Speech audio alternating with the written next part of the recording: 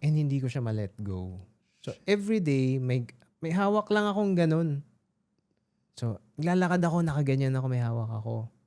Nung naglalaglag ng blessing, hindi ko masalo. Kasi hawak mo eh. Oo.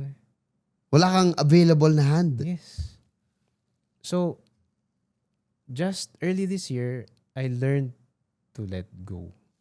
Kinausap ko yung mga may problem ako or kinalimutan ko entirely. Because one of my mentors told me, nangyari na eh. Anong gagawin natin? Sobrang simple. Pero, ano? So I let go. Kasi nung hindi ko nila-let go, natatakot ako na baka hindi na mangyari, baka hindi ako mag-succeed. Pero nung let go ko, for some reason, bakit pumasok yung blessing?